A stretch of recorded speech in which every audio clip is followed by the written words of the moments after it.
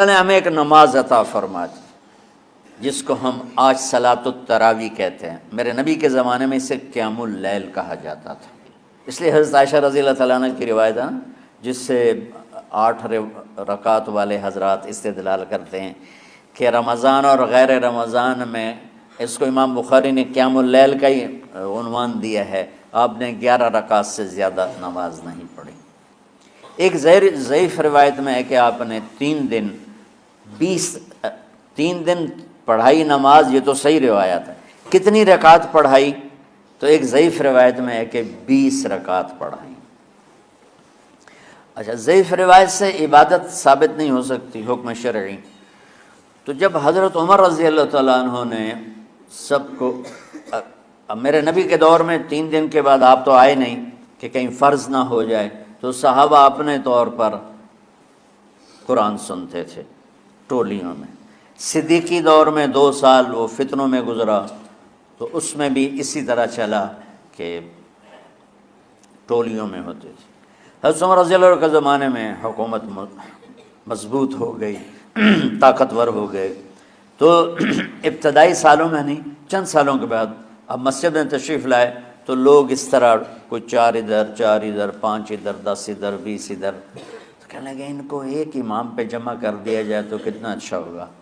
تو آپ نے سب کو اکٹھا کیا اور ابی بن کعب رضی اللہ تعالیٰ عنہ کو امام بنایا اور سب کو ایک نماز پہ جمع کر کے 20 رکعت کا حکم عطا فرمایا۔ تو حضرت عمر کا یہ عمل اس حدیث کو مضبوط کر دیتا ہے کہ چونکہ میرے نبی نے کہا علیکم بسنتی و سنت الخلفاء الراشدین من بعدی، کہ میری اور میرے خلفاء راشدین کی سنت پر مضبوطی سے عمل کرنا۔ تو حضرت عمر کا جو 20 رکعت طے کرنا ہے، اگر ان کا اپنا اجتہاد ہے تو بھی ہمارے لیے عمل کے لیے کافی ہے، اور اگر ان کو یہ یاد ہے کہ میرے نبی نے 20 پڑھی تھیں تو اور زیادہ اچھی بات ہے۔ لیکن بہرحال جو 8 پڑھتا ہے ہمارا اس پہ بھی کوئی اعتراض نہیں، چونکہ وہ بھی حدیث کے ساتھ بات کرتا ہے، اور باقی پوری امت 20 پڑھتی ہے، ان پر بھی اعتراض نہیں۔ میں ایک جگہ سے گزر رہا تھا، نماز کا وقت ہو گیا، اہل حدیث کی مسجد تھی، میں وہاں نماز پڑھنے چلا گیا تو ایک بہت بڑا اشتہار لکھا ہوا تھا، 20 تراویح ثابت کرنے والے کو 5 لاکھ روپے انعام، کہ 20 تراویح، سینکڑوں سال سے امت کا عمل 20 تراویح آ رہا ہے۔ تراویح کا نام جو پڑھا مجھے یوں لگتا ہے کہ اہل مکہ، یعنی اہل مکہ جو تھے نا، وہ 4 تراویح پڑھ کے ایک طواف کرتے تھے، تو وہ آرام کے لیے ہوتا، ترویحہ آرام، تھوڑی دیر کا آرام، تو 4 تراویح کے بعد ایک طواف کرتے تھے۔ وہ چھوٹا سا طواف 10 منٹ میں ختم ہو جاتا تھا، اور پھر 4 تراویح پڑھتے تھے، پھر طواف کرتے تھے، پھر 4 پڑھتے تھے، پھر طواف کرتے تھے۔ یہ صحابہ کے تھوڑے بعد کے دور کی بات۔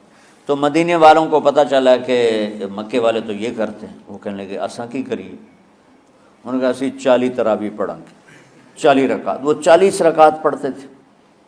تو نوافل میں کوئی سختی نہیں کہ بھائی 8 سے زیادہ نہیں پڑھنی، بدعت ہو جائے گی، اور 20 پڑھنا بدعت ہے، یہ سب جہالت کی بات۔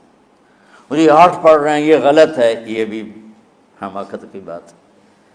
جو صحیح حدیث سے دلیل پکڑ کے کوئی عمل کرتا ہو تو بھائیو اس سے بحث نہ کیا کرو، مناظرہ نہ کیا کرو، یہ بہت نادانی والی بات۔ اور امت کا خلق، لاکھوں کروڑوں انسانوں کا ایک عمل پہ جمع ہونا، یہ بذات خود اس کی طاقت کی ایک دلیل۔ اور حرمین جب سے میرے رب نے، حضرت عمر نے 20 رکعت شروع کی، آج تک وہاں بھی ساری مساجد میں 8 رکعت تراویح ہوتی ہے، لیکن حرمین کی مسجد میں 20 رکعت، ادھر بھی ادھر بھی۔ اور یہ جو وہ وہاں ختم قرآن پہ دعا نہیں مانگی جاتی، یہ کس کا عمل ہے؟ حضرت عثمان کا۔ حضرت عثمان نے اپنے دور خلافت میں تراویح پڑھانے والے سے کہا جب قرآن ختم کرو تو دعا کرنا۔ وہ کہنے لگے جی کیا دعا کروں؟ کہ جو تیرے دل میں آیا کرنا۔ تو ختم قرآن کی رات تراویح کی آخری رکعت میں من الجنت والناس کے بعد دعا کے لیے ہاتھ اٹھانا، یہ حضرت عثمان رضی اللہ تعالیٰ عنہ نے اس کو زندہ فرمایا۔ اور امام دعا کرتا تھا 1 منٹ 10 منٹ 20 منٹ جتنے بھی، اور پیچھے لوگ آمین کہتے تھے۔ وطر کی جماعت نہیں ہوتی تھی، وطر کو باجماعت حضرت علی رضی اللہ تعالیٰ عنہ نے شروع کی کہ وطر کو بھی باجماعت پڑھا جائے، تو یہ ان کی سنت ہے کہ وطر کو باجماعت پڑھا گیا۔ تو اب یہ لہٰذا یہ سارے سنت جو کام ان خلفۂ راشدین سے ہوا وہ بھی سنت ہے۔ تو اللہ نے ہمیں ایک عبادت دے دی کہ میرا قرآن پڑھو اور سنو۔ پہلی امتوں کو تراویح کیوں نہیں تھی یا قیام اللیل کیوں نہیں تھا؟ کہ ان کو اپنی کتاب یاد ہی نہیں ہوتی تھی، وہ اپنی کتاب کے حافظ نہیں ہوتے تھے، وہ اپنی کتاب یاد ہی نہیں کر سکتے تھے، صرف نبی کو یاد ہوتی تھی۔ اللہ نے ہمارے لیے کتنا آسان کر دیا کہ 7 سال کے یہ چھوٹے چھوٹے بچے قرآن یاد کر رہے ہیں، 70 سال کا بوڑھا قرآن یاد کر رہا ہے۔ یہیں یہ مولوی یوسف صاحب کا ساتھی تھا، یا پتہ نہیں ان سے پہلے تھا، سلمان، مولوی سلمان، آج کل امریکہ میں ہوتے ہیں، ہماری ایک شاخ چلا رہے ہیں ماشاءاللہ۔ وہ شروع میں یہاں تھے، تو یہاں تراویح پڑھانے کے لیے ہمارے پاس حافظ کوئی نہیں تھا، وہ حافظ نہیں تھے، وہ صبح بیٹھ کے شام تک ایک سپارہ یاد کرتے اور رات عشاء کی نماز میں سنا دیتے۔ 30 دن میں قرآن یاد کر کے سنا دی۔ مطلب یہ سنی سنائی بات ہے نہیں، ہمارے اسی حسنین، اسی ممبر اور محراب کی بات کہ یہیں اسی مسجد میں انہوں نے صبح سے مغرب تک یاد کرتے تھے اور پھر عشاء میں کھڑے ہو کے سنا دیتے تھے۔ پیچھے ہوتے تھے لقمہ کوئی دینے والا شاید، لیکن بہت خوبصورت پڑھ کے ایک دن میں یاد کر کے سنا دیا۔ اور ایک مجھے نام بھول گیا کہ 3 دن میں قرآن یاد کیا، 10 سپارے ایک دن میں یاد کیے، 10 دوسرے دن میں یاد کیے، 10 تیسرے دن میں یاد کیے۔ وَلَقَدْ يَسَّرْنَا الْقُرْآنَ لِلذِّكْرِ فَهَلْ مِن مُدَّكِرٍ۔ تو اللہ تعالیٰ نے اس کو نصیحت کے لیے بھی آسان کیا ہے اور یاد کرنے کے لیے بھی آسان کیا ہے۔ کوئی کتاب پہلے یاد نہیں ہوتی تھی کسی کو، ماشاءاللہ تم میں کتنے حفاظ بیٹھے ہوئے ہیں اللہ کے فضل سے۔ تو اللہ نے ہمیں رات کی نماز عطا فرمائی، اور چونکہ یہ ایک مشقت ہے تو میرے نبی نے کہا یہ رات کی نماز کے ہر سجدے پر 1500 نیکی لکھی جاتی، 1500 نیکی لکھی جاتی۔ اور اللہ تعالیٰ ہر سجدے پر جنت میں ایک محل بناتا ہے جس کے 60,000 سونے چاندی کے دروازے ہوتے، اور ایک درخت اس کے لیے لگاتا ہے جس کے نیچے 100 سال گھوڑا دوڑ سکتا ہے۔ تو رمضان کا اہتمام آپ رجب سے شروع فرما دیتے تھے۔ میرے نبی نے 9 رمضان دیکھے، 9 رمضان اپنی زندگی میں، 9 رمضان۔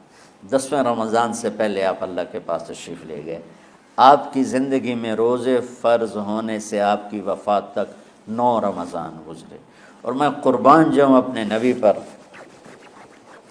اپنی امت پہ کیسی شفقت تھی۔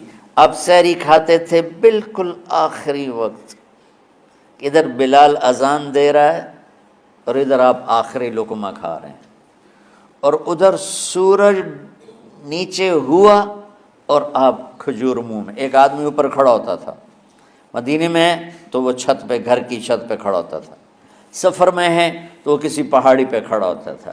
جو ہی سورج کا کنارہ نیچے جاتا اب فوراً وہ کہتا یا رسول اللہ قد غربت، تو آپ کھجور منہ میں ڈال لیتے تھے، یا پانی، کبھی پانی سے افطار فرماتے تھے، کبھی کھجور سے افطار فرماتے تھے کہ میری امت پہ بھوک کا وقت کم سے کم آئے۔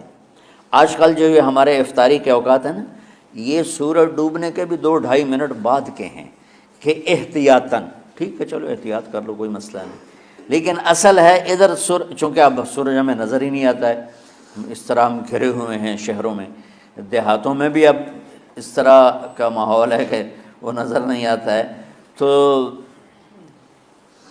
بہتر کہ ادھر سورج غائب ہو، ادھر لقمہ منہ میں جائے، لیکن یہ تب ہے جب آپ نظر آ رہا ہو۔ اب جب آپ یہاں بیٹھے ہو حسنین میں تو یہاں تو کوئی سورہ نظر نہیں آئے گا، یہاں تو منار ہی نظر آئے گا، تو لہٰذا احتیاط ٹھیک۔ ہمارے اہل حدیث بھائی وہ 2 منٹ پہلے ہم سے افطار کرتے ہیں، تو بڑی اچھی بات ہے کہ سورج کے غروب ہونے کا جو اصل وقت ہے اس کے ساتھ ہی افطار کرنا۔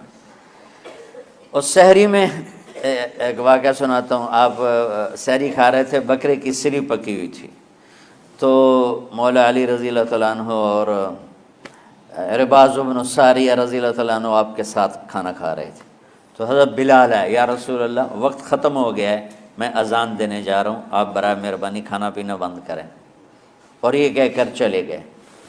چھت، ایک انصاری عورت تھی، اس کے گھر کی چھت پہ چڑھ کے اذان دیتے تھے۔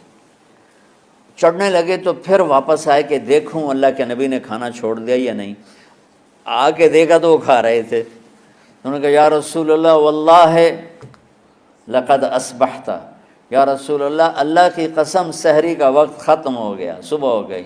تو آپ نے ہاتھ پیچھے کر لیا، کہہ رہے تیرا بھلا ہو بلال، ابھی وقت باقی تھا، تیرے قسم کھانے پر اللہ نے اس کو پہلے نکال دیا کہ تیری قسم کہیں جھوٹی نہ پڑ جائے۔